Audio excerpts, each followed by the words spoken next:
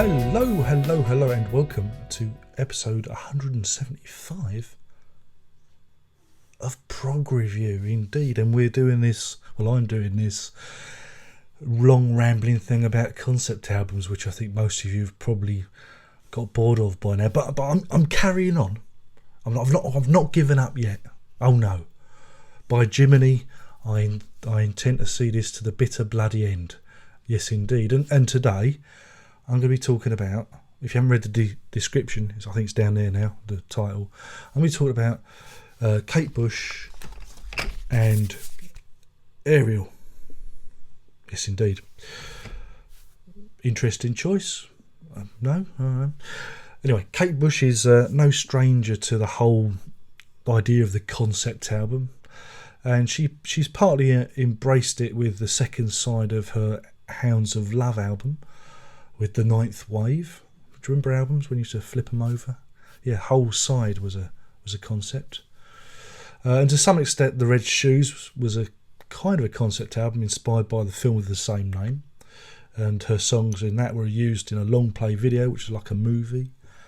Yeah, no. And her last album, this one, he says, try not to drop it, 50 Words for Snow, featured a concept where all the songs were linked by the themes of snow and ice, the weather. So, she's been around the block a bit, hasn't she? So anyway, with Aeria, it was 12 years between studio albums. She released her very first double album, Aeria, on the 7th of November 2005. And I actually have fond memories of schlepping down to my local Woolworths. Remember them? All gone now, all gone. Upsets me thinking about it. To buy the record. In fact, actually opening it up, I still got the receipt there. It cost me £14.97. £14. I must have been made of money. Let's not go there again. But yeah, I remember going out and buying a copy on its day of release, as I proved with the receipt. And you can even read my original review if you annotation. You might want to click. I don't know if that'll work. If not, I'll put something in the description. But yeah, I actually wrote a review of it. 'Cause back in the old days, before the videos, I used to write about the albums that I listened to, and I know 4 people used to read the reviews. But now I've got a captive audience. So anyway, whilst the first album in the collection is called A Sea of Honey, is actually just like 7 unrelated songs. It's the second disc in the set that I want to draw your attention to and bring under discussion for this concept album piece, because you've got 2 different albums, and the second album is called A Sky of Honey, and it is indeed a concept album. Oh yeah, trust me on this. But its concept is a very simple and effective one. For it details the events of a single day from sunrise to sunset and back again, and the various adventures that happen on this day, and the narrative is strung together with birdsong. Yeah, it's another theme running through it. Yeah, the birds. In fact, if you look at the album sleeve, if you have a look at the album sleeve itself, them's not mountains you're seeing there. That is actually a waveform of the Blackbird song. Yeah, the full song of the Blackbird there. And that features throughout the album. And indeed, the album opens with a simple piano refrain backed by birdsong of the wood pigeon and the blackbird and the voice of her son Bertie.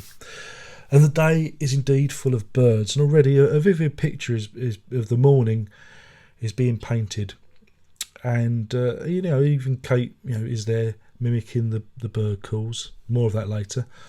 And this short song segues into prologue, where the album begins properly. We're treated to this beautiful song, a song of the day beginning. It's the sun rising on a day close to the end of summer. Heading towards autumn. That period in August, September. Where the days are changing. That's when I imagine this takes place. And she manages to name check the lark ascending, and we're treated to memories of similar lost summers in Rome, and we're sent off in search of the song of the oil and the brush, indeed. And this leads us to our first guest appearance from Rolf Harris. Now, I've promised not to do any jokes about Operation U-Tree or Two Little Boys or Jake the Peg and his extra leg. So I'm going to be a good boy, because we all love Rolf Harris. And for those of you outside the UK, Rolf Harris is primarily a children's entertainer, very on television, who specialises in actually painting. And he often asks, "Can you tell me what it is yet?" And that's what she said. Oh God, I've gone and done it. Oh no. I'm sorry, Rolf, if you're watching this. Sorry. I'm sure you'll be found completely innocent. And so it makes sense that he should play the painter character in this. But it's not the first time that Rolf's appeared on a Kate Bush album. He appeared on The Dreaming, playing with his didgeridoo. Now the police have got his eyes on him. It's more he plays with his didgeridoo. You're a hard audience, you people. Anyway, his spoken introduction leads us into another dreamlike song as Kate describes her time watching an artist, working on his canvas. And she has an ability to turn a lyric into something very sensual, but also very engaging. And it's the way she describes the physicality of the painter and the movement. It becomes like a dance, and it's very hypnotic. The only problem for me, the thing that puts me off is the bongos. Now, I like a bit of bongos, don't get me wrong. Who doesn't have a lovely set of bongos? But on this track, they should be mixed a bit lower and not mixed in that weird 1980s wide stereos. You've got one bongo here and one bongo there. Yeah. But that's me just being a production wanker. Now, Rolf is brought back for the next track, The Painter's Link, and he actually sings his part as the rain descends and his painting begins to run in the rain. Well, it must be an English summer then, mustn't it? Because of the English summer afternoon in the rain. But despite the rain, the painting is transformed into a wonderful sunset. You see the transformative power of water and paint and imagery. That's what we've got here. And that leads us indeed into a song called Sunset, where Kate describes with vividness the golden hues of the sun going down, and we have the honeycomb and the sky of honey. And so we find all the themes drawn together again with the bird song and the colour, and we're treated to something a little bit more cosmic. We are stardust, we are children of the stars. But I find the song utterly compelling. As we work through it, we find ourselves moving into the night. And the lilt piano is complemented with some great bass work by John Giblin. There's a name for you, look him up. And towards the end, the song takes off with a Spanish vibe, complete with hand claps and nylon acoustic guitar. And then we go a little bit bonkers with Aerial Tau, which, indeed is bonkers, as Kate treats us to a display of her own vocal gymnastics as she attempts to mimic the song of the blackbird. Okay, it sounds daft, me describing it to you, but it is brilliantly daft. And trust me, you've got to trust me on this one. You've got to hear it. And the song is rounded off by, the wood pigeon and his chorus of the sea of honey, the sky of honey. That's where she's got it from. That's what she thinks the wood pigeon is singing.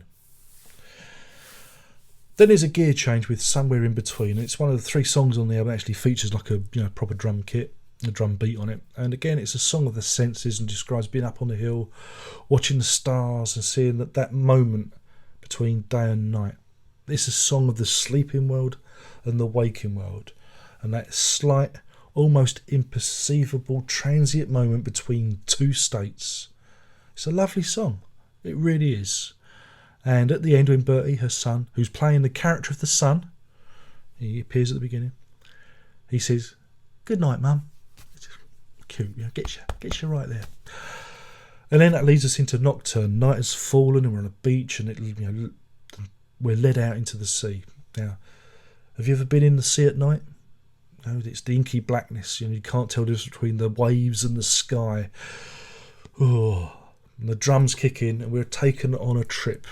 It's another dreamlike travelogue out into the Atlantic Ocean. And as they dive into the deep, deep sea, the sun begins to rise, and we're in a sea of honey and the sky of honey, and it's a phenomenal track, it really is, and it's full of description. And I don't know, there's something about it that always managed to put a chill up my spine, especially the line, "It came up on the horizon." It just gets me, boom, every time. And the song builds to a great crescendo as the sun rises up into the sky and the dreamers awake. The album rounds off with the title track, Aerial. And we have a new dawn full of life, and the birds are singing, and there's pounding drums begin to kick in, and Kate wants to be up on the roof talking to the birds. Well, you would, wouldn't you? You would. And it is indeed a celebration of life, and it's full of bird song and laughter, and it thumps away with relish until stopping with a halt and leaving us to listen to that bird song, the thing that inspired it all. Now, I can't explain it. There's something magical about this disc, and I don't know what it is. I really don't. And I consider myself a Kate Bush fan, but I always find some of her albums a little bit, lacking in an area. There's always a track I don't like, But then there's this, the second disc of Aeria, which I just find it to be utterly perfect. I really do. I can put it on, I can listen to it all the way through, and it transports me. And that's what you want on a record, a great record. It transports me. Now, I shouldn't like it, because the music in places is quite simplistic compared to our other work. But it is an album of a day lived, and we've all had one of those days, one of those one of those bright summer days that seems to last forever. You might have spent it on a beach or with the people that you love. Your friends or your family, and then that day enters night, and you don't want it to end. And you might have even got a little bit tearful about it back then. You might have been a kid and not wanted to go home, or you might have been out with friends and enjoying a drink and just been full of the moment. You might even get tearful now thinking about that day ending. Well, that's this album.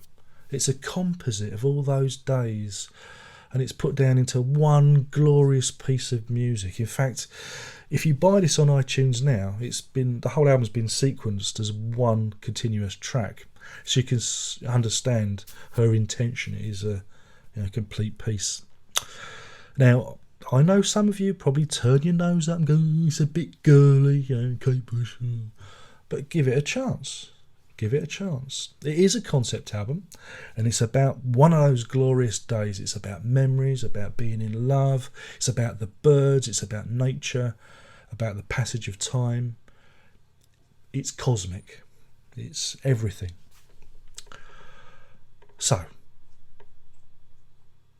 it's obvious that I'm going to give this 5 songs of summer out of 5. That's 5 songs of summer out of 5, and it's ever since I've heard it, it's a great record. I've not got bored with it. I still think it's good, and check it out. Now the next one, I've got to do another concept album, will probably be Small Faces, Ogden's Nut Gone Flake. What do you reckon? Fancy some of that? That'll be the next one. My name's been Darren Locke. I've been burbling on about Kate Bush and her Aerial. And you've been a lovely, patient audience. Remember,